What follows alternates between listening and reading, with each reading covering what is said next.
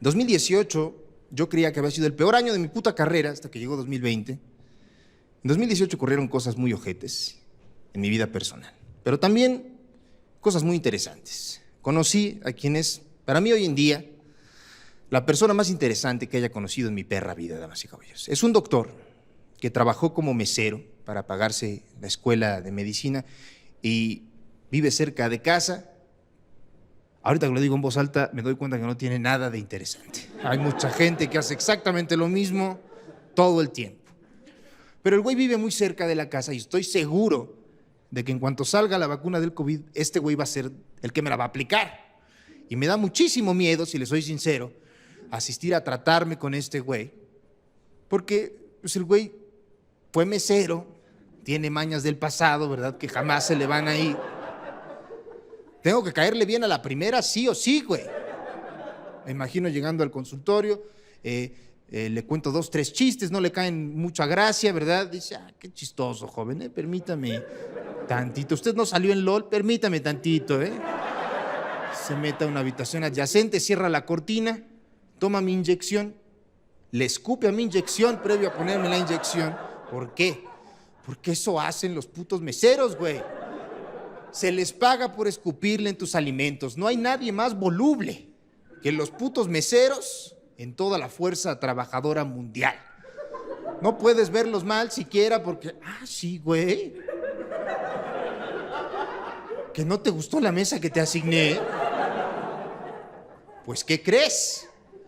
Que ahorita que estoy en la intimidad de la cocina, voy a remojar mis huevos en tu caldo de gallina. ¿Qué importa que esté caliente? Mira, ahí está. A ver si así aprendes, ¿verdad? A no hacerme caras cuando te asigno una mesa. Que disfrutes su caldo de gallina, joven. Buenas noches. Y me imagino, obviamente, probando mi caldo de gallina, como el gran fan que soy del caldo de gallina. Y de repente, un sabor ahí medio raro, ¿verdad? Una suerte de gusto cítrico podría ser. Y digo, verga, güey, mi caldo de gallina sabe a semen. Disculpe, garzón. No quisiera incomodar, ¿verdad? Pero mi caldo de gallina sabe a semen. ¿Qué vamos a hacer al respecto? Y el mesero, ¿pero cómo sabe a qué sabe el semen? ¿Acaso ya lo ha probado anteriormente? Poniéndome en camisa de 11 varas, el hijo de perra, inmiscuyéndose en mi vida privada. Le respondería, pues fíjate que sí, brother, ¿cómo ves? No voy a entrar en detalles contigo, pero sí lo he probado, güey. Repito, ¿qué vamos a hacer al respecto? Y el mesero, pero lo ha probado en un caldo de gallina anteriormente.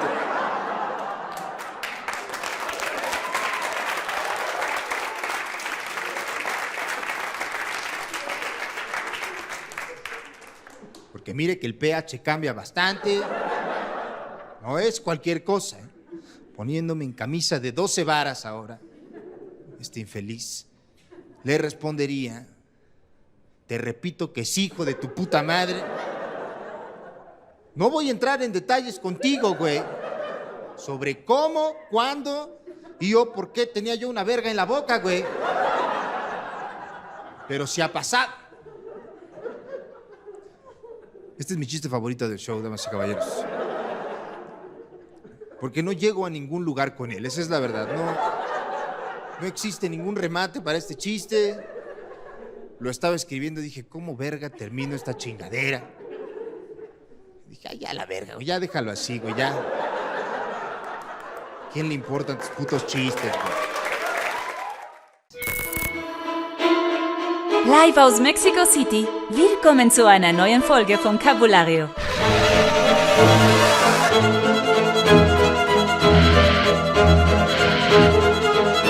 Meine Damen und Herren, für euch Carlos Vallarta.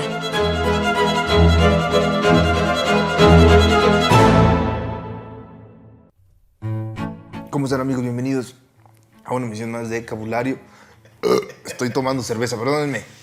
Una emisión más de Vocabulario, foro de discusión y despiporre. Mi nombre es Carlos Vallarta, comediante profesional. Estamos hoy en día con una invitadaza a quien de verdad es un gustazo presentar. Oh, caray. Estamos con la doctora Leonora Milán, bióloga, filósofa de la ciencia, doctora en filosofía de la ciencia, co-conductora del podcast Mandarax y Homo sapiens también.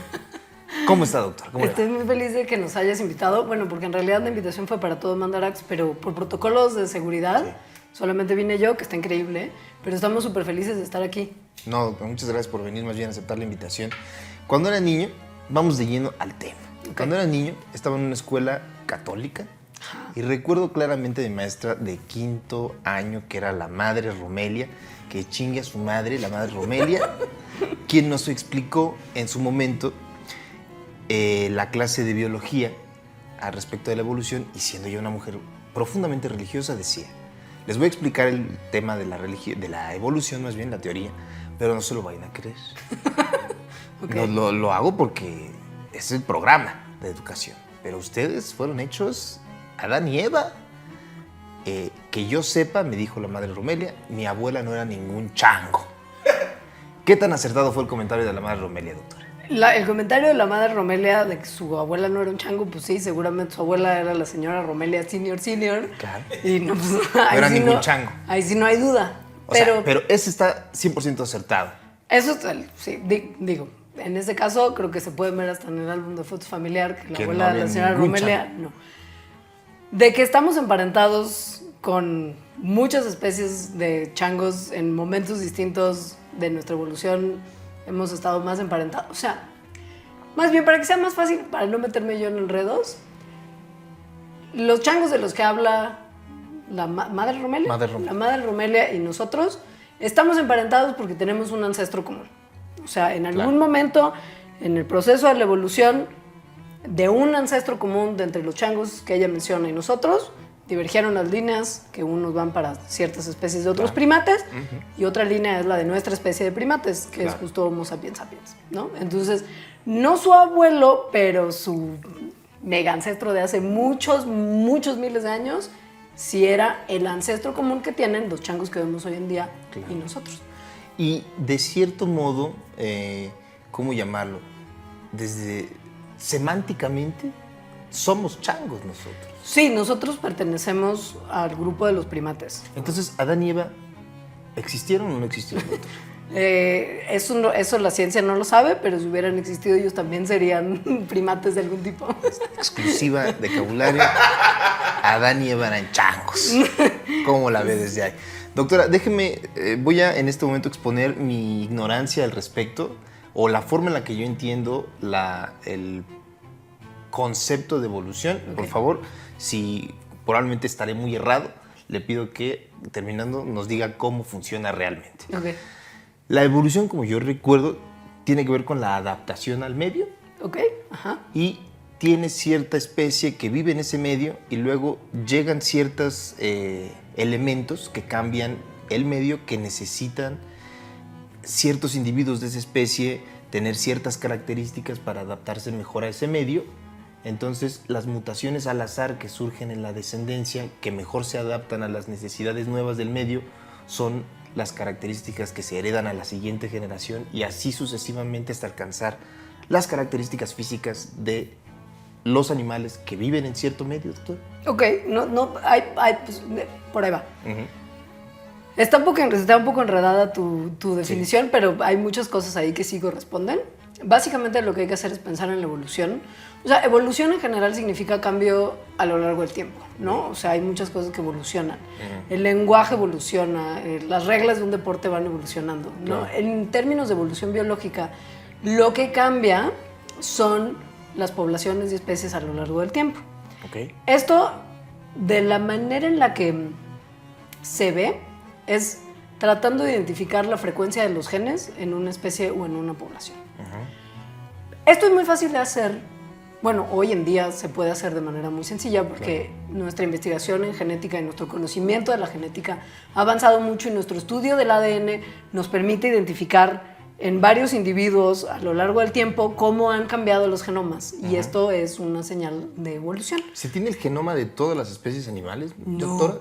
No, porque, o sea, tristemente es el número de animales que hay en el planeta es vastísimo. O sea, piensa nada más en los insectos. La cantidad de especies de insectos que hay es inmensa. Y deja tú los animales, pues los animales son nada más uno de los grupos de especies vivas que hay. Tenemos plantas, animales, y las que son todavía más complicadas de mapear, por ejemplo, son las bacterias. Claro. Que ahí sí tú creías que hay muchos insectos, especies bacterianas. No conocemos ni la puntita del iceberg de la diversidad. Claro. Pero entonces, bueno, de lo poco que sabemos, por ejemplo, si conoces el genoma del ser humano, que se conoce desde hace varios añitos ya, puedes estudiar las distintas poblaciones de seres humanos que hay en el planeta y evaluar cómo cambian sus genomas y cómo son distintos de un lugar a otro. Okay. En otras especies que podemos ver en un tiempo más corto cambios más grandes, como por ejemplo bacterias, puedes ir viendo cómo en distintas generaciones va cambiando su genoma, justo producto de esto que mencionabas, que es súper importante para el proceso de evolución, que son las mutaciones. Okay. ¿Cómo cambian los genomas a lo largo del tiempo? Mediante mutaciones. ¿Por qué? Porque el ADN, cada que una célula se reproduce, en el caso de las bacterias, además que son unicelulares, pues cada que una bacteria se reproduce, copia su información genética. Y afortunadamente, el ADN tiene un sistema como de corrección de errores que es súper bueno. Si no, tú y yo no estaríamos aquí. Okay. Porque así, si hay un proceso de error en el proceso de copia, o sea, si hay un errorcito, hay como un sistema de corrección que dice así como wow, como el corrector de Word. Es como de no, así no se escribe ocasión. El clip te sale. Ajá, el clip te parece que estás copiando tu información genética mal. ¿Quiere mejorar este cromosoma o no? Exacto. Claro. Entonces se corrigen los errores y en la mayoría de los casos el proceso es más o menos fiel. Pero o sea, el ADN se corrige en la siguiente generación. En esa, o sea, por ejemplo, cuando se está copiando, pon tú que pasa como el proceso, pon tú que pasa la fotocopiadora y atrás pasara la correctora de estilo y fuera corrigiendo los errores de la copia. Okay. Entonces, gracias a eso, pues, el proceso de reproducción del ADN es más o menos como fiel y estable a lo largo de las generaciones. Si no, literal, no estaríamos aquí. Okay. El problema es que a veces sí se filtran errores, porque, pues, pasa, ¿no? Claro. Estos errores pueden tener o un efecto nulo, o sea, que nada más están ahí, pero como el ADN es muy redundante, o sea, para empezar tenemos 2 copias de cada gen, ¿no? Claro. Y también tenemos un montón de información genética que no codifica para proteínas, es decir, que no son genes, pero que sí tienen funciones importantes en el ADN, pero que igual y no hacen lo mismo que un gen hace, que es justo dar lugar a una proteína, que es súper importante. Entonces, pues pon tú que la mutación igual es en una parte del ADN que pues, igual no hace nada. Esa es una opción. Hay la opción de que ese cambiecito, esa mutación, sí genere un caos y ese gen se inactive o empiece a funcionar mal o cause daño o lo que sea. Esto pasa pocas veces y normalmente esas mutaciones se eliminan rapidito. Okay. Y hay ciertas veces en que la mutación produce una ventaja. Okay. Las ventajas no son como de wow, esta mutación produce una ventaja en todos los casos. Las mutaciones son ventajosas dependiendo de las circunstancias en las que está el organismo, que es lo que hablabas del ambiente en particular. Pon tú que un ser vivo está así como súper tranquilo en un bosque lluvioso, así, ay, qué bien, mi genoma está perfecto para que yo sobreviva mi en mamá, este mi bosque. Güey, mi genoma está increíble, qué chido soy. Genomazo. Pero de repente llega como así un grupo de humanos bastardos malévolos y talan ese bosque y entonces el organismo es como de, güey, ya no tengo mi bosque y ahora estoy en un lugar como erosionado y me llega la luz distinto y ya no, mi genoma que estaba chido antes ya no está tan chido. Para el medio en el que estoy para las condiciones ambientales en las que está. Claro. Entonces pon tú que el 90% de los individuos de la población de ese ser vivo que vivían ahí, se mueren, porque ya no aguantan el cambio. Sí. Pero hubo un 10% que tenía justo unas mutaciones que igual y antes no hacían nada, pero ahora les permiten resistir a un ambiente más seco del que, pues, en el que vivían antes. Sí. Entonces esos empiezan a dejar descendencia y las siguientes tandas del genoma que va a haber ya van a estar con esa llamémoslo adaptación, a ese clima un poquito más desértico. Sí. Básicamente funciona así. Yo cuando era niño me acuerdo que en algún momento hablé con mi carnal de... Pues, salió Jurassic Park cuando yo tenía 4 años. O sea, yo no la pude ver en el cine. ¿Cuántos años tienes? ¿Se puede Tengo preguntar? 30 años, Oh doctor. my God, eres tan joven. Es un bebé de Soy brazos. un individuo muy joven, doctor. Sí, eres. Todavía puedo modificar mi comportamiento. Yo de Hay acuerdo esperanza. que platicaba con mis carnales, porque a mis carnales pues sí les tocó verla de morros y les mamaba Sí. Jurassic Park, y yo la llegué a ver nada más en el 5 ya doblada, o sea, no era lo mismo, ¿no? Y me acuerdo que en algún momento de este pedo decía, o sea, no de niño, ya más de grande, como que de repente te haces preguntas de morro. Sí. Y decía, pero a ver, o sea, ya no existen los dinosaurios, esos no son dinosaurios reales, pero ¿cómo saben qué sonido hacían los dinosaurios? Ah, eso es muy loco, sí. O sea, ¿no se puede saber a través de la evidencia fósil esa información? Se puede extrapolar Ok. conforme, o sea, pensando en lo que tenemos vivo disponible ahora.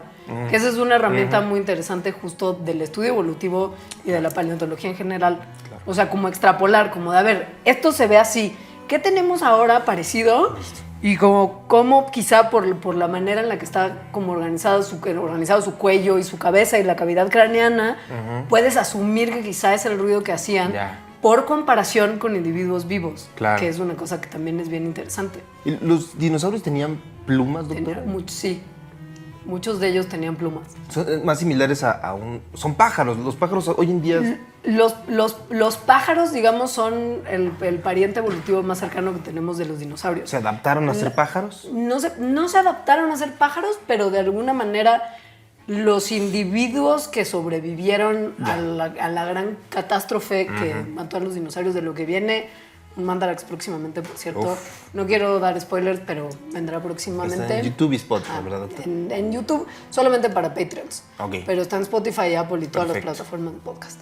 Pero bueno, los individuos que sobrevivieron a la gran catástrofe, pasó tanto tiempo también que los procesos evolutivos, digamos, los fueron llevando, que los procesos evolutivos son muy graduales y, o sea, en general, son muy graduales y en pequeña escala. Entonces no fue como de repente así como T-Rex, Sí, pollo, ¿no? Claro, pasó millones de... porque no, o sea, no es tan simple. Pero sí, eventualmente hubo modificaciones que dieron lugar a las aves que conocemos hoy en día. Claro. Yo usualmente lo que logro entender de este tema que me llama mucho la atención, a veces le explico a mi hijo que tiene 4 años, la explicación más fácil es decirle, mira, pues esos pájaros antes eran dinosaurios y se adaptaron y se convirtieron en dinosaurios. Y mi gato, Luke, que le mando respetazo, Te está está en viendo mi casa, ahorita. ahorita está en casa viéndome. Me dijo, sí. Mi hijo le fascina a Luke y un día lo vimos y por primera vez cazó un pájaro, ¿no? Entonces lo trajo y lo dejó ahí, le expliqué, pues tiene sus instintos de caza, por eso lo hace. Y me acordé justamente que durante la época de los dinosaurios, pues ellos dominaban y los mamíferos éramos chiquitos y nos tenían en terror, ¿no? De cierto modo. Sí, sí. Pasa que cuando hubo el evento en el que se extinguieron los dinosaurios, muchos nichos que ellos ocupaban fueron ocupados por mamíferos, lo que ¿Cómo? permitió la explosión de la diversidad de los mamíferos, Ok, ya. que es lo que permite que ahora, bueno, que es lo que da un poco el modelo de diversidad que vemos ¿Se ahora. puede decir que el PRI eran los dinosaurios y Morena eran los mamíferos, doctor? Eso hubiera tenido que ser como que los dinosaurios y los mamíferos fueran lo mismo, y Ok. nomás como que se disfrazaran y dijeran, güey, no soy un dinosaurio, ahora soy un Ahora mamífero. soy Es como, un mamífero. se te ven las plumas, canal. Pero la idea, sí, o sea, en teoría funciona, en la práctica no. Recuerdo ver al pájaro que cazó mi gato y le dije, o sea, me dije a mí mismo, güey, ¿qué se siente, no? O sea, en tu momento ustedes fueron los que nos cazaban a nosotros Claro. y ahora Y mira nosotros ahora. los estamos cazando a ustedes, hijos de Mira la ahora. chingada. Doctora, le quería comentar acerca de uno de los temas que más me llaman la atención Ok. en cuanto a los humanos, que es el pelambre tan ralo que tenemos ¿no? en el cuerpo. Y cómo fue posible que el Homo sapiens se adaptara pues, prácticamente a todos los climas del planeta sin tener ese pelambre. O sea, vi el ejemplo de las ballenas que tienen sangre caliente, que pueden sobrevivir de cierto modo en aguas más heladas. Está el ejemplo del oso polar que tiene pelambre, las focas que tienen una capa de grasa que les cubre del frío, pero el humano en realidad, ¿cómo es posible la adaptación a climas fríos? Porque hay gente que es muy peluda. Está Alexis, por ejemplo, que es un tipo muy peludo. Está mi tío Horacio Almada, que lo vamos a ver en esta foto, que es un tipo peludo. Ajá. Si lo sueltas a él así, sin ropa en el Polo Norte, sobrevive perfectamente del pelo que trae. No sobrevive. Ah, ¿no? Justo no. Ese es Lo el hubiera dicho problema. antes de soltarlo en el Polo Norte, doctor. Cancelar operación tío en el polo. Ya se coge un oso y una sociedad de osos humanos. ¿Por qué o sea, Qué a los imagen. esquimales, bueno, no, Eso esquimales. no se puede desver, güey. Las personas que hoy en día, o sea, indígenas, por ejemplo, en Canadá, que viven en estas zonas muy, muy frías, ¿qué les permitió la adaptación? La realidad es que lo que permite que los humanos sobrevivan en ambientes tan disímiles es su capacidad de responder como un poco con herramientas. Okay. O sea, si bien hay ciertos grupos de humanos que pueden tolerar mejor o peor cierto tipo de climas, Claro. que justo tiene que ver con procesos como minúsculos de adaptación. Sí. La realidad es que lo que nos hace poder sobrevivir, por ejemplo, en climas muy, muy fríos, es nuestra capacidad de protegernos del frío. Claro. O sea, en realidad es porque podemos construir cosas y matar animales y ponernos sus pieles encima y aislarnos del frío. Claro. Y esto es porque, pues sí, justo. O sea, ningún humano que sueltes en un clima bajo cero durante mucho tiempo lo va a contar. Claro. Nuestro cuerpo simplemente no está adaptado. Hay ciertos límites de temperatura que aguantamos y después de eso... ¿En algún momento se van a sublevar los chimpancés, doctor? Como en el planeta de los simios. yo cruzo los dedos porque sí. No creo, tampoco, pero una parte de mí que ha ido como al zoológico de Chapultepec y los ha visto encerrados es como, levántate, hermano, levántate en armas. Pero no, la verdad es que a la fecha yo creo que lo que más se va a levantar contra nosotros es lo que en las últimas décadas, cientos de años incluso, se ha levantado contra nosotros, que son los microorganismos. Okay. O sea, esos sí son nuestro máximo dolor de cabeza. Saludos, pandemia, COVID. Esto fue Estamos grabado ahorita. en momento de pandemia. Estamos metidos en ese momento. Sí, creo que esos son nuestros principales rivales. Pero, a fin de cuentas, es un organismo intentando adaptarse o usando tu cuerpo como su medio.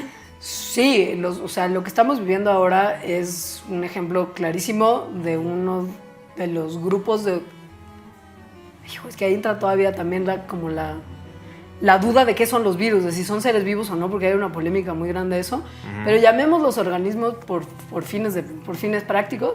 Es un organismo tratando de sobrevivir y justo sacándole provecho a las adaptaciones que le permiten sobrevivir mejor en las circunstancias en las que vive. O sea, estamos viendo, esto es súper interesante porque lo que estamos viviendo en momentos COVID es como una especie de ventanita a la evolución en tiempo real, que no es fácil ver, porque normalmente la mayoría de los procesos evolutivos toman miles de años. Y ahorita estamos viendo procesos evolutivos ocurrir frente a nuestros ojos. ¿En un año? En un año. Ya, se ha hablado en un episodio de Show de Don Peter, que es un podcast que se graba aquí también, de las variantes, diferentes cepas de las estaciones del metro, Alexis, no sé si recuerdas, la cepa Valderas. Es un pequeño dato ahí, doctora, que quería... hasta a la fecha, ¿qué se sabe del SARS-CoV-2? ¿Puede infectar por ejemplo, a un chimpancé, doctor? Ha habido casos de animales no humanos infectados con justo el SARS-CoV-2 que ahora identificamos como que es humano, ¿no? Okay.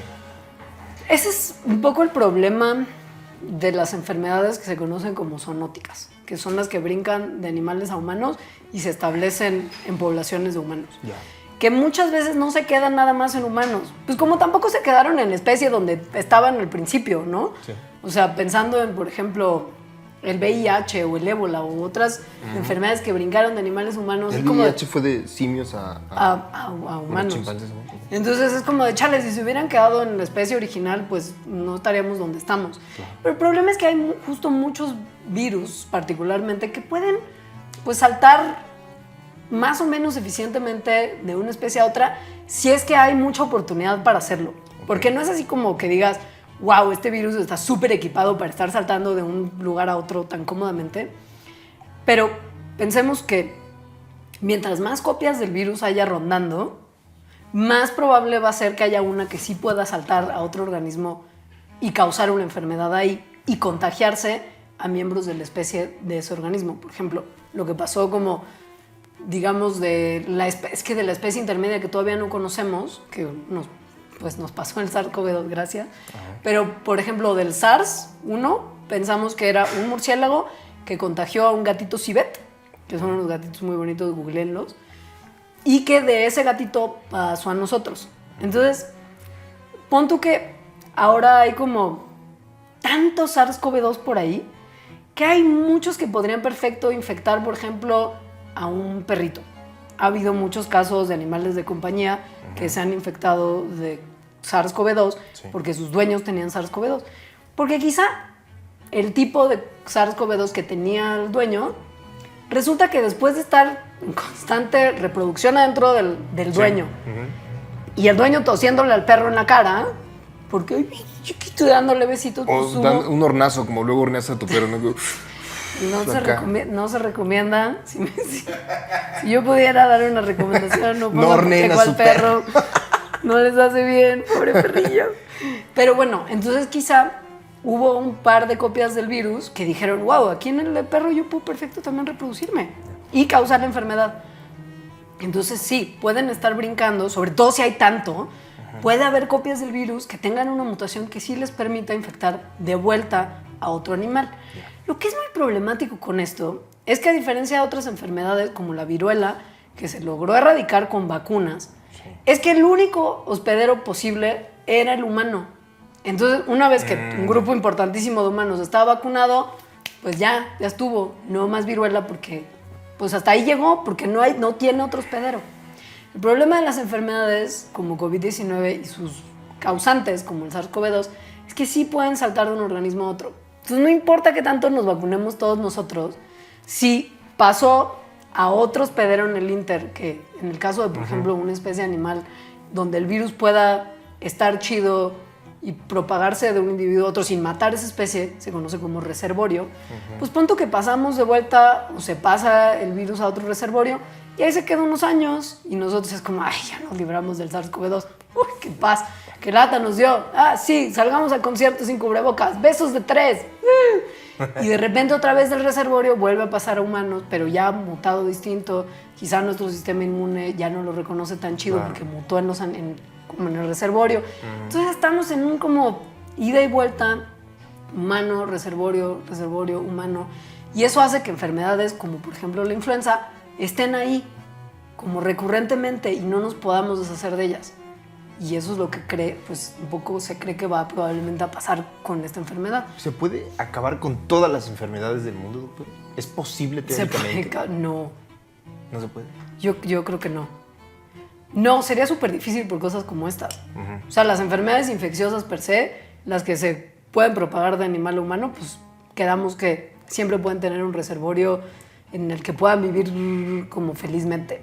En el caso de otro tipo de enfermedades que no tienen que ver con como justo infecciones como el cáncer, pues la verdad es que es un proceso tan universal, o sea, porque pues también un montón de otros animales no humanos tienen procesos tumorales que les producen enfermedades parecidas a lo que nosotros entendemos como cáncer en humanos. Entonces, no, la realidad es que los seres vivos tienen cosas que les pasan porque su información genética lo tiene de alguna manera predispuesto a desarrollarlas, o porque algo nos picó, o porque algo nos infectó. O sea, tendría que dejar de haber vida en la Tierra para que dejara de haber enfermedades. Híjole. Sí, yo creo que no. Más bien hacernos a la idea de que... Están para quedarse. Pues sí. Estaba viendo al respecto de... Hace mucho tiempo, como en un foro de discusión, antes de que existiera Twitter y esta chingadera. Ajá. Chat roulette. No me acuerdo qué foro era, fíjate. Creo que era Atomics, uno ahí de de anime. Y Estaba en mi Metroflog escribiendo con mayúsculas y minúsculas. Entonces, y vi un tipo que decía que sería buena idea garantizarle derechos humanos básicos a al menos los grandes simios. ok. Y luego estaba pensando justamente que después sería como luego simios menores, luego a los monos y luego al final a todos los primates.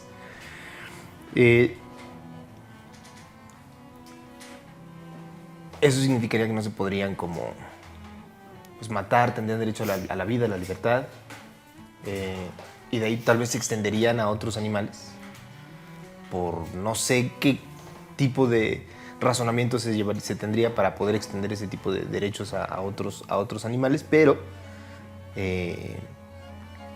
¿no es un poco más o menos la ideología o el razonamiento que tienen algunas personas que son veganas, doctora? O no sé. Sí, a ver, a lo largo de la historia los humanos hemos ido interactuando con otros animales no humanos de diversas formas. Primero que nada, como para uso de alimentación, y después llegando como la agricultura y un momento más sedentario en la vida del humano, como animales de carga, animales de compañía. Hemos tenido una relación muy larga con los animales. A ver, también previo, pues, para protegernos de ellos, era como, pues, celo yo. Sí. Conforme ha avanzado también nuestro entendimiento de los animales, sus capacidades, su, por decirlo de alguna manera, inteligencia, su capacidad de sentir dolor, que antes no se entendía, muchas personas han luchado por tratar de minimizar el daño que los animales humanos le hacemos a los animales no humanos. Eso puede tomar una serie de como matices y escalas. O sea, por ejemplo, hay gente que dice no deberíamos jamás instrumentalizar a los animales de ninguna forma, tendríamos que ni tener mascotas, ni tener animales para consumo, ni tener animales de compañía, o sea, perdón, de carga, ni nada. O sea, los animales tendrían que vivir libres de todo, como de alguna manera, maltrato y uso del humano, ¿no? Hay gente que dice, bueno, igual y cámara no, porque los humanos somos omnívoros y llevamos comiendo animales, cualquier cosa, desde nuestro inicio. Sí. Entonces, podríamos quizás seguir comiendo animales, pero no usarlos para otras cosas como no zapatos de piel o no experimentación para maquillaje o no experimentación para medicina, qué sé yo. O sea, mi punto es que hay como distintas aspiraciones de protección de los animales dependiendo de quién le preguntes. Okay. Evidentemente, pues todas estas tienen algún tipo de consecuencia en nuestro estilo de vida, ¿no? O sea, los veganos, muchos veganos muy extremos dicen no tendríamos por qué justo estar usando animales para nada. Ni para comernos, ni para vestirnos, ni para nada. Muchas personas, sobre todo después de ver videitos como Save Ralph, es como, bueno, no, pues sí, pero no deberíamos experimentar en humanos para cosas tan mensas como la industria cosmética.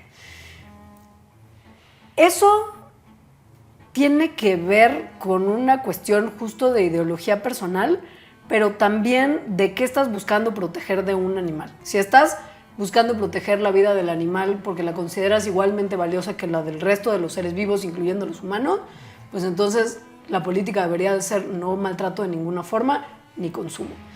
Si lo que te preocupa es proteger a los animales porque son seres que sienten dolor y no es justo someterlos a procesos que los pueden lastimar, pues entonces ahí ya pensaríamos que no puedes usarlos tampoco para experimentación. Sí.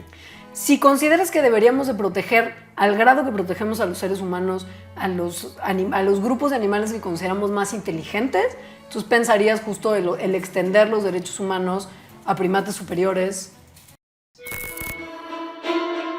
Live aus Mexico City. Willkommen zu einer neuen Folge von Cabulario.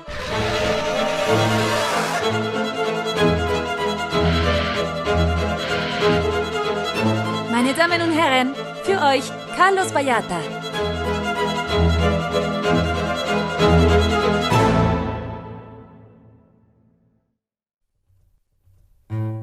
Amigos, bienvenidos a una emisión más de Cabulario, foro de discusión y despiporre. Mi nombre es Carlos Vallarta, comediante, amigo y amigo personal de nuestro invitado de este día, quien es una persona que yo quiero mucho y que hace mucho tiempo no veía en persona, sí. Man.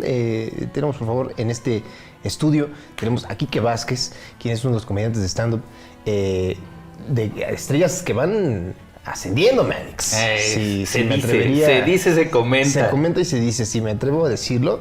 Y gran amigo, Manix. Sí. Fíjate que ese es el título que más contento y orgulloso me pone. Gran amigo. Gran amigo, Quique Vázquez, que aparte de ser comediante, no sé si ustedes saben, pero también es psicólogo, Manix. Es correcto. Psicólogo de profesión. Sí. ¿Cuánto tiempo llevas siendo psicólogo, Manix? Pues me gradué de la licenciatura en psicología desde el 2010. Hice estudios un rato. Sí. Hice estudios de especialización para dar terapia. Uh-huh. Y a partir del 2012 me encuentro dando terapia hasta el día de hoy. Entonces ya tengo un caminito recorrido como terapeuta. ¿Y hace cuánto empezaste a hacer stand-up, güey? Hace 7 años.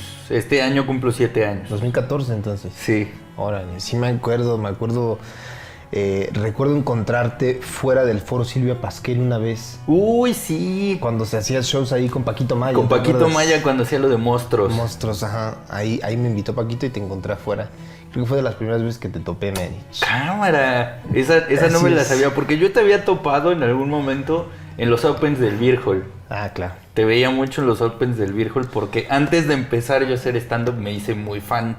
Entonces yo sí me iba al Café 22 cuando todo el mundo le valía madre el stand-up. Sí. Y que nos veía fracasar de una manera magnífica, heroica. Claro. Entonces estaba muy, muy chido ver como todos los que ahorita ya están allá en el Olimpo de etéreos inalcanzables, a mí me tocó verlos siendo ignorados 22. Brutalmente en el Café 22. Pinche lugar culero, güey. Sí, estaba bien feo. Además las mesas estaban como abajito. Sí, era raro, era, ¿no? como una pasarela bien extraña. Ajá, era muy raro. Lo renovaban siempre y cada vez lo dejaban peor puesto, güey. O sea, ahora tenías que estar como así volteando para ver al comediante acá, güey. Bien raro, güey. Sí, no sé qué estaban pensando la gente que iba a suceder en el escenario. Exacto.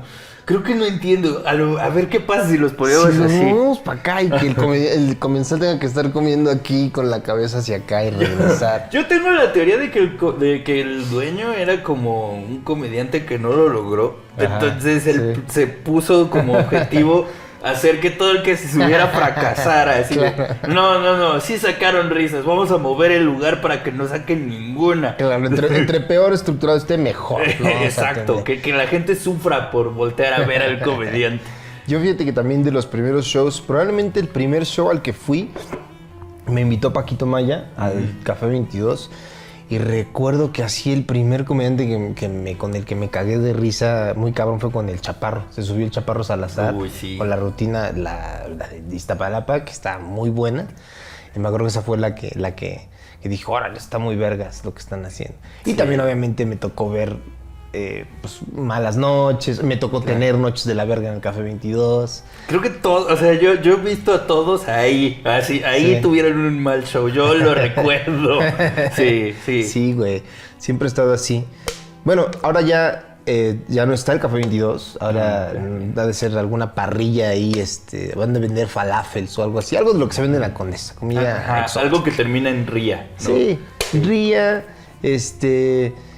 puede ser también un estacionamiento, tal vez. Algo de lo que se utiliza ahí en la Condesa. Y estábamos platicando antes de empezar a grabar que llevamos... pues la pandemia le dio muy cabrón la madre al stand-up, sí. A la comedia. Y yo me acuerdo que empezó en marzo pasado la pandemia, el encierro. Y de marzo creo que no me subí al escenario hasta como por septiembre, güey. Y fueron 10 minutos así que Horacio Almada agarró en el pinche cine Tonalá con 15 personas. Le dije, güey, no mames, dame chance de subirme. No me he subido en un chingo de tiempo. Me subí bien nervioso, pero también bien emocionado de decir, ay, qué rico, otra vez. ¿Hace cuánto tiempo pasó tú desde que inició la cuarentena hasta que te pudiste volver a subir más o menos? Pues algo similar. Yo recuerdo que la primera vez que me subí después del encierro fue... no me acuerdo si fue en agosto, creo que sí en agosto, que me invitaron a un show. Ajá. Pero así a un show en donde habían invitado a comediantes, así Ana Julia, Alexa, así, y me invitaron. Y yo estaba que me cagaba de miedo, güey. Pues Claro. era la primera vez que me subía después de todo ese tiempo. Y dije, güey, ellos pensando que yo soy el más chingón del mundo, güey. Y me están invitando a un show. Y si la cago, güey, porque además fue como en el formato de autocinema. Uy, hijo de Entonces, su perra madre. dar un show para coches. Sí, O güey. sea, es bien difícil Es bien dar un complicado show. ese puto formato. Sí, algo, no me acuerdo con quién lo platicaba, si con Pablo Pérez de Costa Rica, que, mira, eso es hasta tu Costa Rica. Claro. Le platicaba con él que... Hacia tu costa tan rica. que Eso, tienes. es más, debería llamarse Costa Deliciosa, Costa Delicatessen. Platicaba con él que como que la gente que se quiere acercar como a la comedia y al stand-up comedy, creen que la comedia es como lo que tú dices y la estructura que le pones y escupirlo y ya. Sí. Y yo siempre le platico con Pablo que al comediante se le olvida que tú puedes decir lo que quieras en el escenario y si el público no se ríe, no es chiste, o sea, no Pues es sí. comedia, hagas lo que quieras, o sea, Exacto. la estructura que le quieras poner, si lo haces, si no lo Sí. haces. Si el público no se ríe, entonces no es comedia, no es Sí, chiste. sí. Yo lo pensaba como una empresa, güey, la comedia, en el que el comediante tiene que apropiarse del 51% de las acciones y la gente tiene el otro 49%, pero a fin de cuentas es un chingo lo que tienen ellos. Exactamente. Si tú dices, tienes razón, un chiste, lo que tú crees que es un chiste y la banda no hay reacción, pues ya no es comedia, tienes razón. Es un tweet. que funcionó. Exactamente, es una frase ingeniosa, O ¿no? un meme, claro, pero Exacto. un chiste de stand-up no lo es. Es como mucho este chiste que tienes con Coco o que hacen muy recurrentemente de si está la estructura, es el Ahí infalible. está. La regla de tres. Es una regla de tres. Está, pero pues no. Puedes tener un enunciado perfectamente estructurado en una regla o en una herramienta de comedia. Si el público no te da ese 49% de acciones, todo ese Se tiempo va a la verga. exactamente, todo Sí. ese tiempo tú escribiendo tu tweet ingeniosísimo. Y no hubo nada. No hubo nada. Entonces, lo cual es chido porque tú como comediante en el escenario dices, pues esto que pasó sí está cagado, ¿no? O sea, que mi chiste no funciona, está cagado. Vámonos. Permiso. Lo agarras, Sí. ya le entiendes. La humillación personal se hace chiste para la siguiente audiencia que lo va a recibir. Exactamente. Claro. Y ya entonces ya en tu otro show cuentas que en el show anterior tenías un Estuvo- chiste. Y no funcionó. Y Y no. si en este no funciona, así vas agarrando hasta el que sigue, ¿no? Sí, y en esta yo lo entendí como una reconexión o como un reencuentro con el escenario. Sí. Porque fue como empezar de cero emocionalmente. Sí, güey. O sea, como que en la cabeza tú ya tienes todo aprendido y todas las estructuras y no me gusta hablar tanto de estructuras porque creo que cada quien tiene su manera de entender la comedia Sí. y su manera de estructurar sus ideas. O sea, pueden haber herramientas que te Exacto. ayudan, pero la estructura la da cada quien. Exactamente, o sea, es como cuando te enseñan algún deporte. ¿No?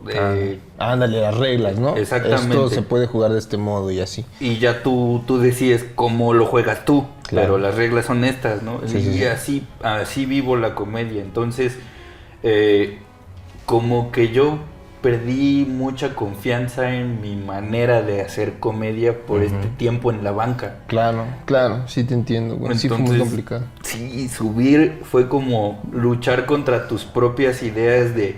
Y si la cagas, porque Claro. además ahorita no tienes el feedback, o sea, ahorita no hay gente, son coches. Claro.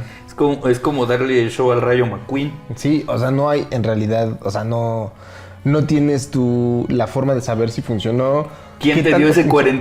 49% de acciones? No Exacto. sabes. Y al mismo tiempo también ponle que funcione. Pero ¿qué tal que funciona más por el formato de autocinema? ¿Qué tal que si tú lo presentas ya con gente en vivo no va a funcionar tanto también? ¿no? También, Porque claro. lo están escuchando en el radio. Es como de cierto modo si estuvieran escuchando su podcast. Claro, ¿no? Favorito. claro, en lo que nos convertimos todos. Y ves a un güey ahí enfrente haciendo lip sync de lo que estás escuchando en tu podcast, porque es desde el radio aparte. Sí. O sea, no. Está bien raro el formato de autocinema. Porque además, o sea, tienen como delay aparte. Ajá, Es decir, ajá, porque ajá. en el radio escuchan algo, pero en el escenario como puede que no mache lo que ven. Entonces eso también le puede restar fuerza al chiste. Sí, o sea, estás con un monstruo diferente. Porque estás ahí, aparte hay una cámara que te graba y te ves en la pantalla y Ujú. aparte te escuchan en el radio, es todo muy raro. Y además te escuchan como 2 veces, porque escuchan lo que el micro de Ah, afuera sí. y lo de adentro. Lo de adentro. Es súper extraño. Es Y- muy raro, güey. Sí, sí, entonces es muy difícil no concentrarte en las cosas que no están en tu control.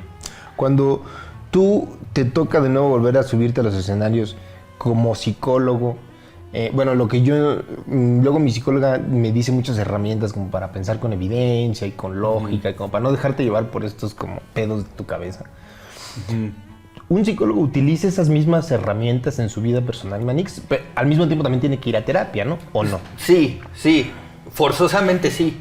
Tienes que ir a terapia porque digamos que tus pedos, o sea, los pedos de nadie son iguales a los de otra persona.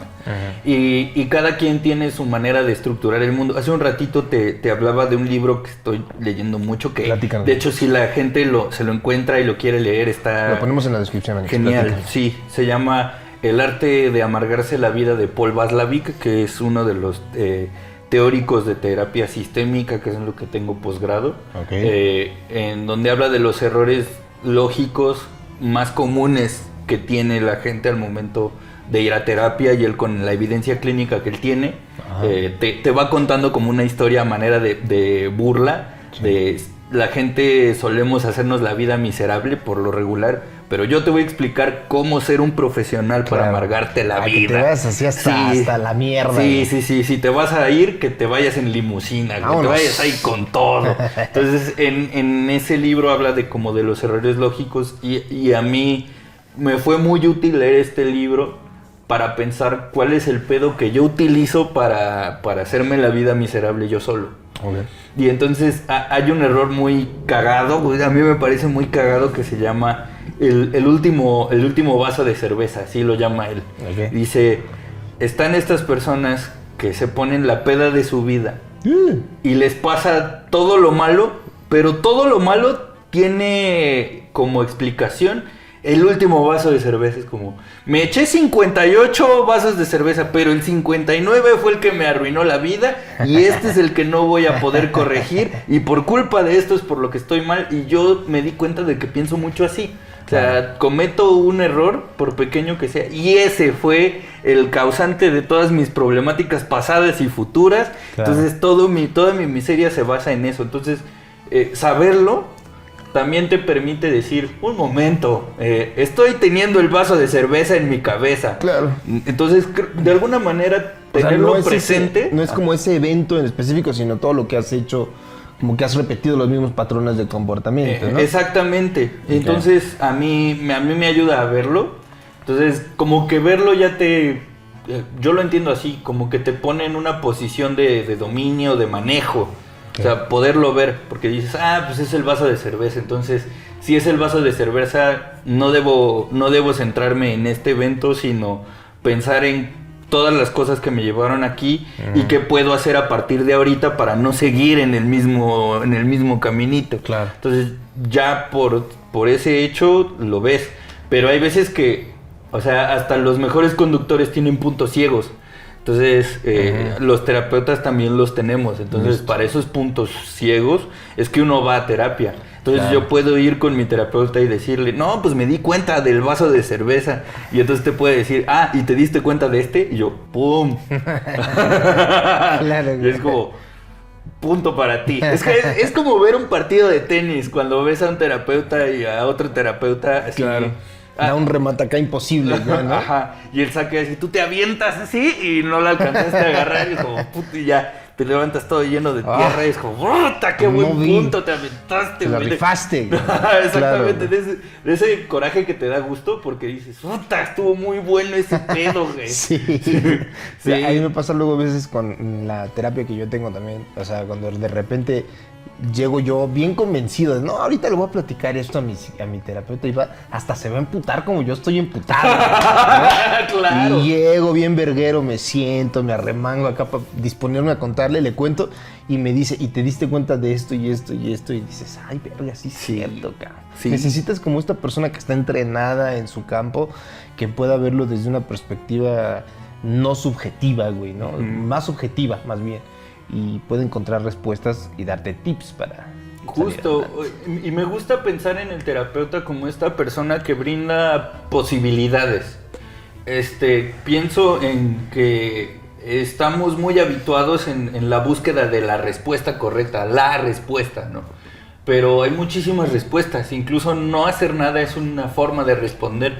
Entonces creo que los terapeutas son los y las terapeutas son personas que más que darte la respuesta correcta es como, está esta opción que es la que tuviste, pero está esta y esta y esta y esta y esta, incluso esta que usabas antes que te funcionaba y que ya no estás usando, también te puede servir. Sí. Entonces, como que para que no se te cierre el mundo, pues está esta manera de verlo, pero ¿qué pasa si esta experiencia la filtras por estos lentes? Y vayamos ajustando la mira a donde te sientas más cómodo, porque además creo que la forma de terapia que yo uso, que se llama terapia narrativa, que es como un derivado de la terapia sistémica, pero basado en como una crítica a ciertas cosas. Una de las cosas a las que hace crítica mucho es que actualmente existe una tendencia de la gente por tener un diagnóstico, el que sea. Entonces la gente se vive como enferma cuando posiblemente solo sea como este hábito mental de mirar una cosa con los mismos lentes. Entonces el formato narrativo piensa en cuál es la historia de este problema que te está quejando. Y este es el filtro por el que estás pasando la manera de mirar la vida, pero hay otros filtros. Entonces tú miras piensas en la vida de la gente como una narración, como un libro. Entonces literalmente he usado esta metáfora con consultantes de parece que tu libro lo está narrando Stephen King, ¿no? O parece que tu libro lo está narrando Tarantino en una película, o parece que tu libro lo está narrando, y empiezo a usar directores. Y empiezo a usar este juego de si tu vida fuera una película, ¿qué director le pondrías? ¿O quién te gustaría que dirigiera? Y hay quien me dice que es Burton, hay quien me dice que es tal. Sobre todo los consultantes que saben de cine. Pero pienso, esa metáfora... Mike Adriano, dicen. Mike Adriano. Que la dirija Johnny Knoxville, así, putazo tras putazo tras putazo. Entonces, hacemos este juego y resulta muy revelador decir, puta, sí, es que este mismo hecho de haberme empedado con el último vaso de cerveza lo puedo ver como una miseria mayúscula, o lo puedo ver como el preámbulo de una comedia muy cagada, o lo puedo ver, como que la metáfora narrativa también me ha ayudado mucho a quitar estos juicios tan duros que que los diagnósticos pueden llegar a tener. Mucho por mi experiencia personal también, a mí me hizo sentido esta manera de trabajar, porque yo he vivido bajo un diagnóstico cuyas posibilidades son demasiado limitantes. O sea, si yo me presento ante el mundo usando mi diagnóstico, el mundo es demasiado hostil y es demasiado limitante en el sentido de las posibilidades que yo puedo brindarle al mundo o que el mundo me puede ofrecer. Porque si yo me presento como una persona con parálisis cerebral, la gente usualmente dice, la verga, ¿y por qué hablas? ¿No? ¿Y por qué piensas? Y así. Entonces es mucho esta narración que se tiene como fija de quién es y qué hace y qué puede hacer una persona con parálisis cerebral. Pero se dejan de lado estas otras visiones. Porque sí, soy Enrique que tengo parálisis cerebral, pero también soy hijo, hermano, primo, trabajador, comediante, psicólogo. O sea, hay muchas versiones de mí mismo que se quedan al margen si yo me centro en esta. Entonces, me gusta mucho pensar que el ejercicio del terapeuta es como rescatar estas otras visiones de las mismas personas para decir, y si te intentamos poner con los ojos de, por decir algo, el Enrique que es hijo, que le gusta cuidar a sus padres, que está al pendiente, ¿qué harías? ¿No? Si quien está atravesando por esto es esta persona. Entonces a ti mismo se te abren posibilidades diferentes. Es como, sí, cierto, que puedo cuidar de alguien, ¿verdad? Entonces ya te pones en ese mood y a lo mejor es más sencillo pensar en cosas que hacer. Es un rollo muy acá. Sí está muy, muy, muy chingón. O sea, como... O sea, obviamente también hay ciertas... O sea, el diagnóstico sirve de algo, a fin de cuentas, pero no puedes dejar que te defina 100%. Exactamente, hay que ver cómo funciona en tu historia. Claro. Porque en mi caso el diagnóstico funcionó más como un bache que otra cosa. Pero hay diagnósticos que salvan la vida. Claro. O sea, he conocido personas que fueron diagnosticadas acertadamente con, por ejemplo, trastorno bipolar, que cuando les pregunto, ¿y cómo fue para ti enterarte de esto? Me dijo, tuvo todo el sentido del mundo. Ajá. O sea, porque yo no tenía una explicación que me ayudara a entender por qué hacía cosas. Pero cuando me lo explicaron y el médico me dijo, pasa esto y esto y esto, y yo lo empecé como a ver en retrospectiva, dije, claro, güey, no es que yo fuera una horrible persona, sí. No es que yo fuera miserable, no es que yo fuera mala entraña, pues es tenía que un pedo. yo tenía un pedo. Que evitaba que mi cerebro funcionara. Exactamente, o sea, claro. Tenía un pedo que me impedía ver lo que me pasaba sí. como en su justa medida, porque en claro. La experiencia que yo he tenido con personas que fueron diagnosticadas con trastorno bipolar, o lo ven todo súper chingón y son superhéroes que lo pueden todo, o todo está de la verga y ya mejor me muero y así. Claro. Entonces decía, güey, tener el trastorno bipolar me explicó por qué iba de un lado a otro sin pasar por en medio. Entonces cuando me lo explican, sé que yo tengo un pedo neuroquímico y puedo cuidar de ese pedo neuroquímico y entiendo las cosas que me ayudan a estar tranquilo y estar como en un estado que me ayude a ver cómo pasar por estos puntos medios. Entonces, no se trata de decir que el diagnóstico no sirve para nada, se trata de detenerte y pensar de qué manera está funcionando el diagnóstico para esta persona en particular. Porque pues sí, hay diagnósticos que arruinan vidas, pero también hay diagnósticos que salvan vidas. Sí, güey. Sí. Yo muchas veces en el diagnóstico que tengo también, muchas veces me hace pensar cuando de repente estoy como analizando algo y lo veo como ya bien exagerado. Saber lo que tengo me ha ayudado para decir, es que estás pensando esto porque tienes una alteración de tu percepción, no te dejes llevar. Y como que sí te ayuda un poquito a calmarte de cierto modo. Saber qué es lo que tienes para saber cómo medio funciona tu cerebro, o sea, por qué piensas de cierto modo, por qué catastrofizas tanto, te hace pensar como, ok, bueno, es mi pedo, es mi pedo mi cerebro, ¿no? Exacto, inclusive puede invitarte a cuestionar quién está pensando esto, mi diagnóstico o yo. Sí. Porque yo tengo mis propias intenciones, pero el diagnóstico hace que yo lo vea de otra manera. Entonces, a ver, ¿quién está tomando el volante en esta situación? Exacto, porque no siempre está como esa alteración de la percepción. Muchas veces sí eres tú entendiendo una situación. Exacto. Otras veces puede ser tu diagnóstico, ¿no? Como exactamente, y a pesar de que el diagnóstico es uno, en cada persona se presenta distinto. Claro. O sea, a pesar de que el diagnóstico es uno. Y yo, o sea, voy a ponerme de ejemplo porque pues es lo más próximo que tengo. Claro. Tengo parálisis cerebral, pero la que tengo yo no es la que va a tener ninguna otra persona en el mundo. Sí. Porque hay personas con parálisis cerebral que de plano no se pueden ni mover o no pueden ni hablar. Sí. Y hay personas que están rígidos y hay personas que están flojos de los músculos, pero todos compartimos el diagnóstico de parálisis cerebral. Entonces no es lo mismo nunca. Claro. Y lo mismo pasa con cada diagnóstico, pero pensamos que el diagnóstico es como cuando se descompone un coche. Así de, pues le falla el mofle, le cambias el mofle y se acabó el pedo. Sí. Pues no. No es así. Claro, no somos coches. Exactamente, no somos coches que con una pastilla nos arreglamos. No. A lo mejor la pastilla ayuda a como a equilibrar el pedo químico que hay adentro, pero el que sigue pensando cosas eres tú. El que sigue haciendo cosas eres tú, el que sigues metiéndote en ciertos entornos eres tú. Entonces, en eso la pastilla no te va a ayudar en nada. Sí, claro. Esta analogía que dices de una pastilla que te puedes tomar como si fuéramos coches, me suena mucho a la forma en la que me dijiste cómo preferías tú la descripción, que es diversidad funcional. Sí.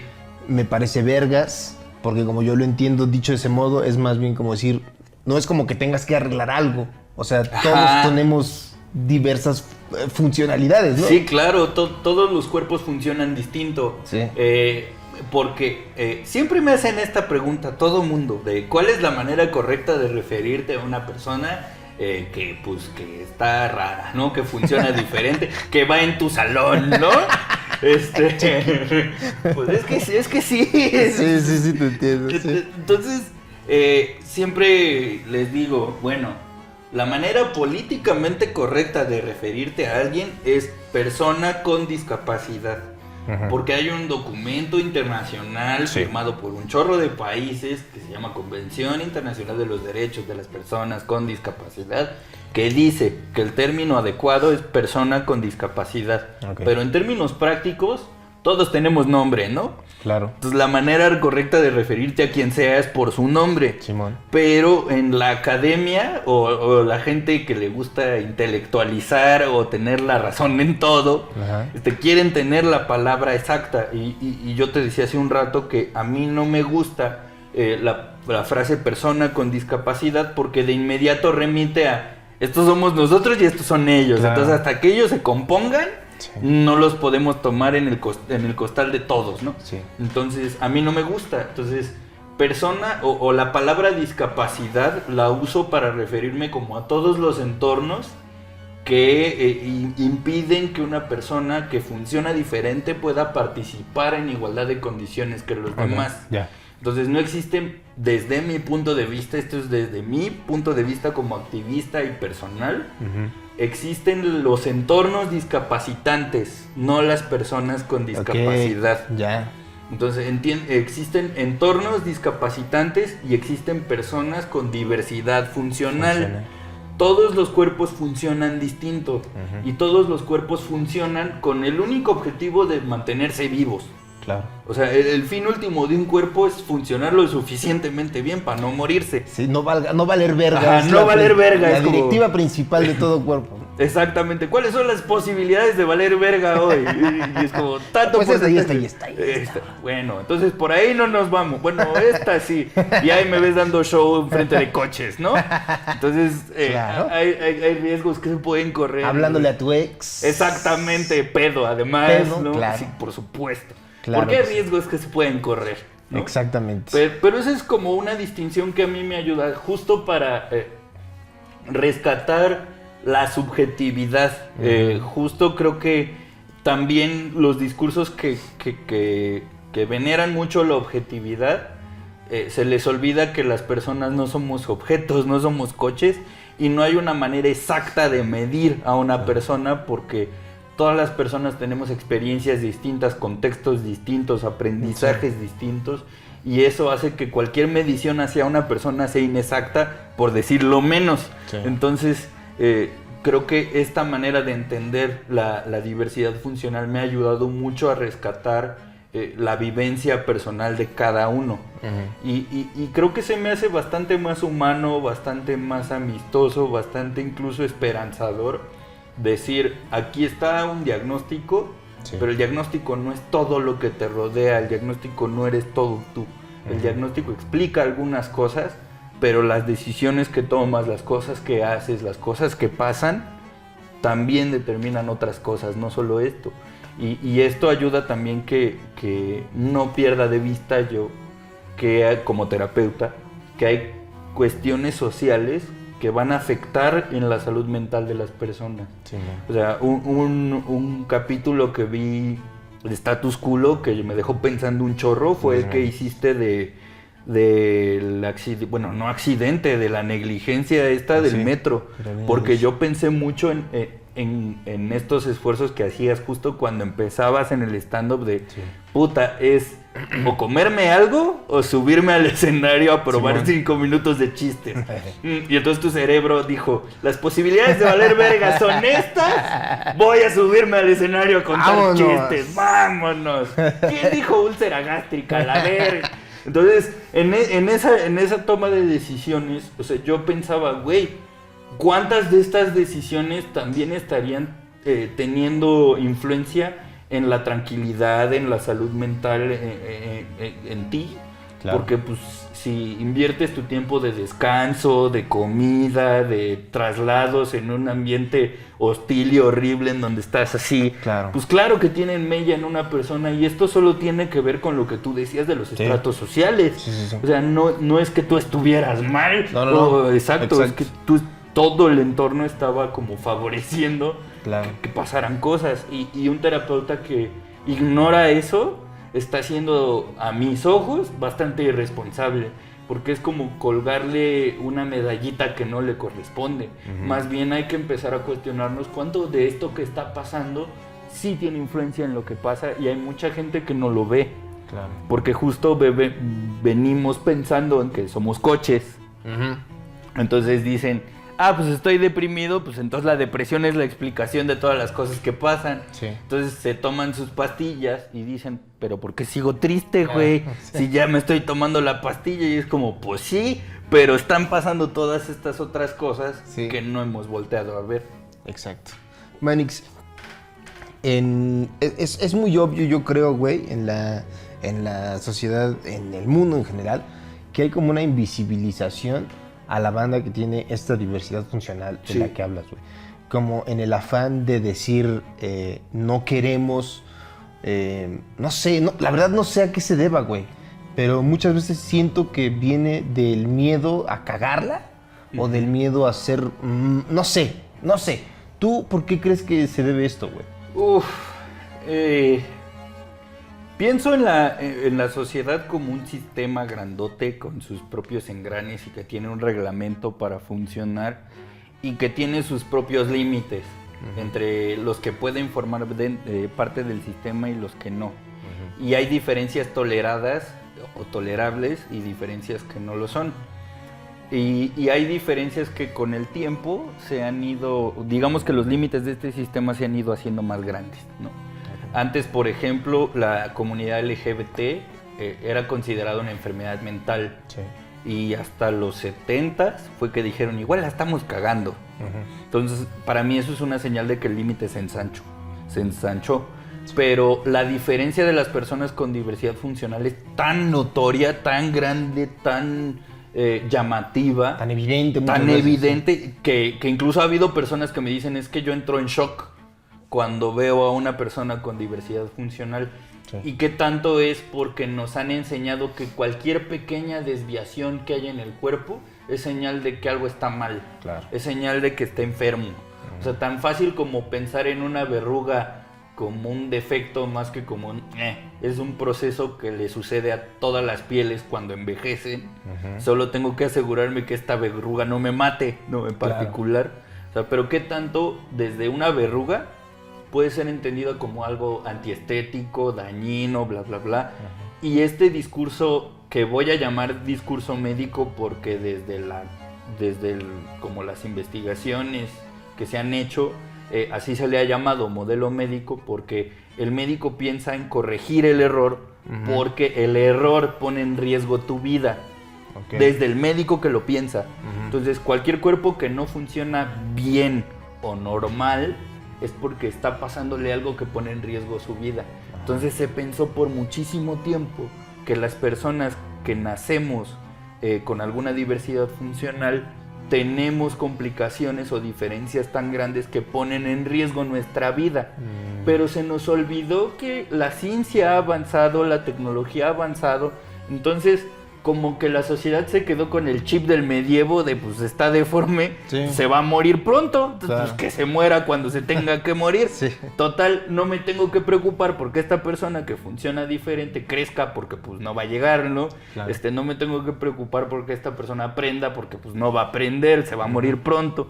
Entonces, una de las explicaciones que yo me he dado es que creo que es esta, que el modelo médico nos hizo pensar que cualquier desviación no es...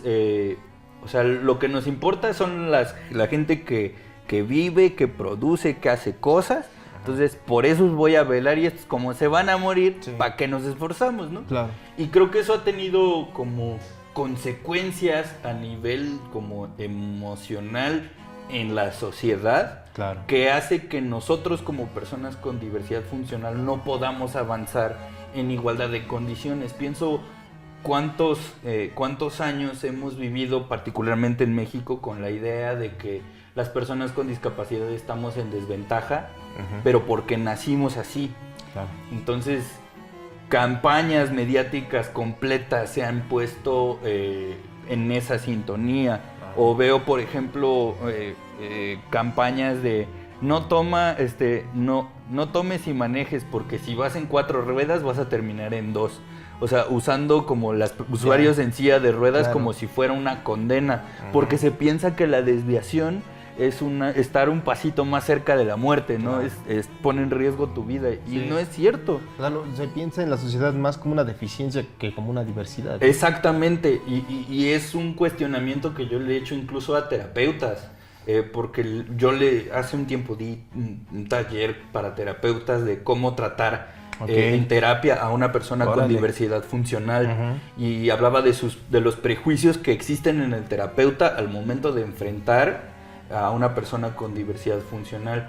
Y yo les decía, ¿qué tanto si tú ves a una persona con diversidad funcional, por ejemplo, que no piensa a la misma velocidad que tú, qué tanto podrías decir que esa velocidad a la que piensa no se debe a la falta de estimulación más que a su condición? Claro. Si la duda existe, entonces el pedo no es enteramente del diagnóstico, entonces el pedo es del entorno. Entonces desde ahí como que los terapeutas empezaron a cuestionar de verga, sí es cierto, güey, no lo había pensado. Entonces imagínate tú cuántas oportunidades sociales se ha perdido una persona con diversidad funcional solo por pensar que no va a poder, cuando no le hemos dado chance. Y aunque les demos el chance, no les damos las herramientas para que por su propia voluntad puedan hacerlo. O sea, un ejemplo muy sencillo que se me ocurre siempre es alguien de la comunidad sorda. El único impedimento que tiene, considero, es lingüístico. La persona sorda solo se comunica a través de señas. Y lo único que necesita es una adaptación para que nos comuniquemos en el mismo idioma que esta persona. Es como si nosotros como mexicanos nos vamos a Alemania.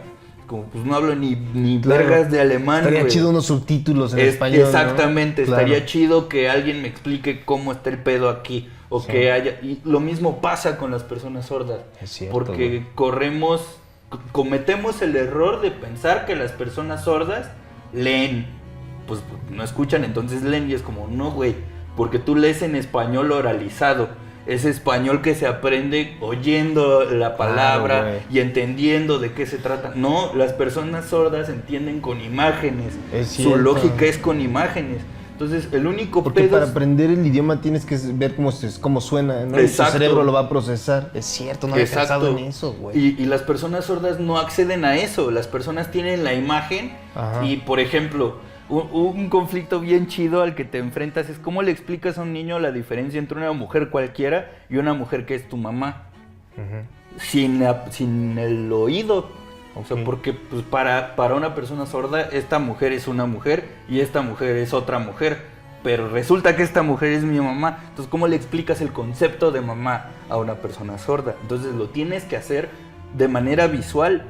Entonces la mamá es la que estuvo embarazada de ti, te tuvo, entonces y ella te cuida y vive contigo. O sea, tú le explicas todas estas cosas y dices, o sea, esta mujer que cumple con todo este checklist es mi mamá y esa es la diferencia de mi mamá con todas las otras mujeres.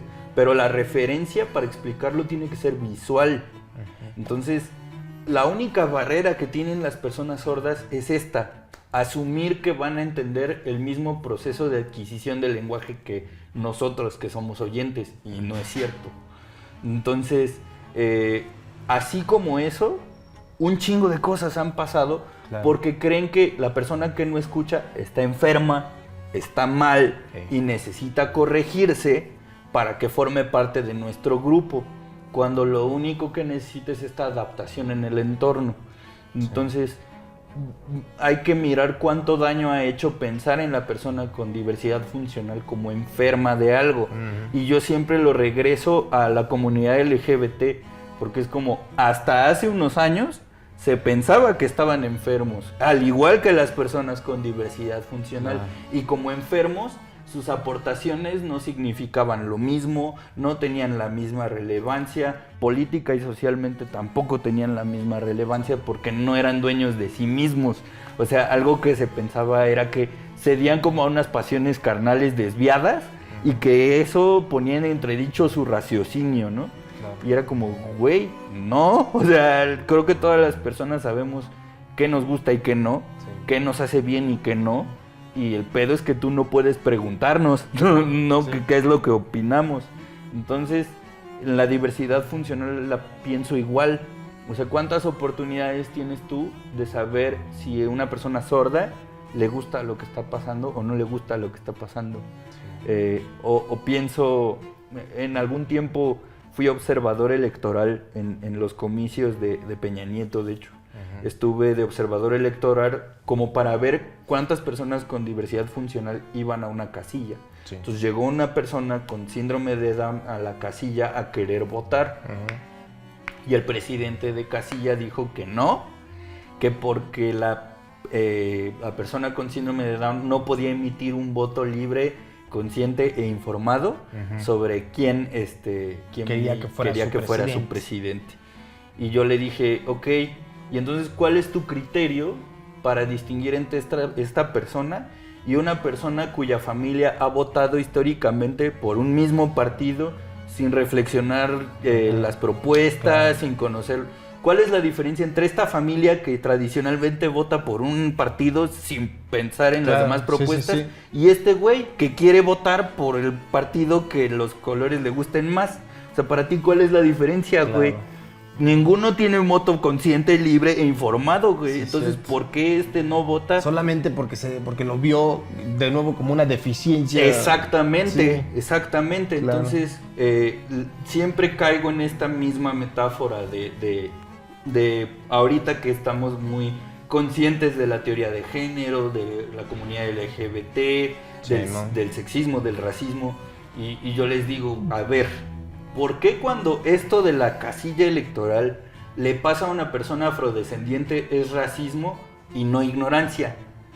Porque ese es el argumento que usan con las personas con diversidad funcional. Es que somos ignorantes y no sabemos cómo tratar a esta persona porque ignoramos. No, tú sabes cómo tratar a una persona respetuosamente. ¿Por qué le faltas al respeto a una persona con diversidad funcional? O sea, a lo mejor no usas el mismo código de comunicación. O tu comportamiento no tiene unismo, no se define en unismo y por lo tanto crees que es ignorancia. ¿No? Exactamente. Y si hay unismo, se llama capacitismo.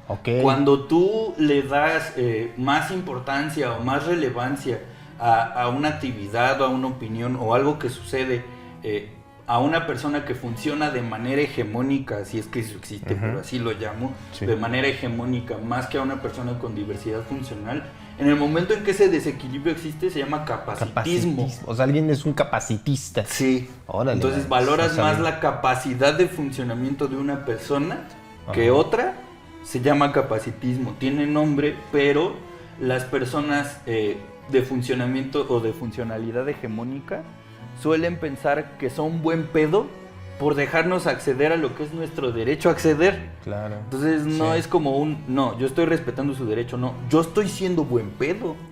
Yo soy buena persona. Claro. Es como de hombre decir, no es que yo no acoso, no te tenemos que aplaudir. Exactamente. Que es tu pinche responsabilidad. Exactamente, güey. Es como, miren, contraté a un intérprete en lengua de señas para que las personas sordas... Gracias, pendejo, era nuestro derecho, idiota. Claro. O sea, nosotros hemos estado regalando nuestro voto a ciegas porque nadie nos explicaba en lengua de señas qué es lo que tenías pensado para mí como ciudadano, pero pues no te tengo que aplaudir ni dar las gracias por hacer algo que es tu obligación y es mi derecho tener. Live aus Mexico City. Willkommen zu einer neuen Folge von Cabulario.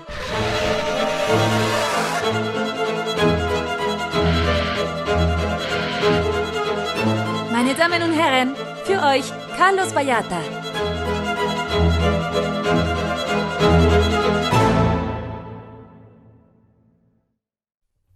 Mi querido Fran Evia, ¿cómo estás?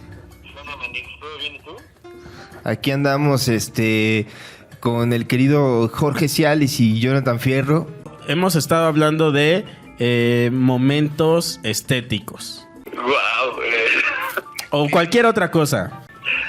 Una vez una amiga me regaló un dibujo de mi persona al que le echó muchas ganas.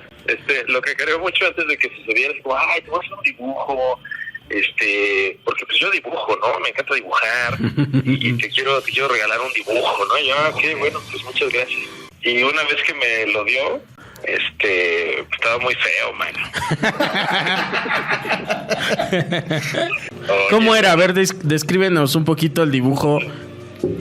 ¿O qué era lo que estaba mal? Las proporciones. Las proporciones. Estaba dibujado a lápiz y como que había partes de mi cara que no tenían por qué estar donde estaba.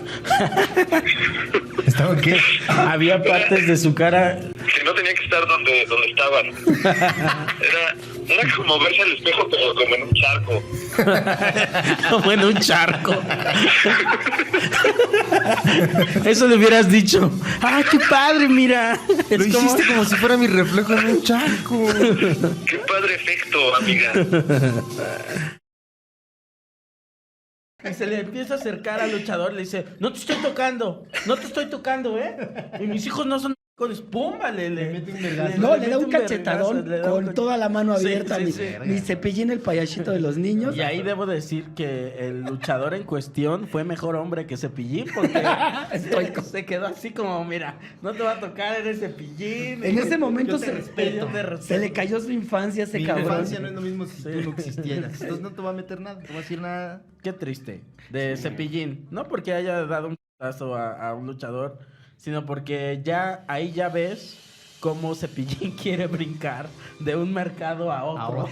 O sea, eso quiere decir que ya no está siendo rentable para Cepillín. No, pero desde hace años. Sí, por eso, pues sí. Ya no es ¿Ya para rentable qué? desde hace años. ¿Qué decíamos ahorita? Como Desde que- antes de la cuarta, güey. Que Cepillín le decía, no, yo trabajo para los niños, humor blanco, bla, bla. Payasito Cepillín de la toma 100 tele. mil pesos. ¿A quién hay que darle un putazo, quién hay hijo que de su puta madre? Su madre.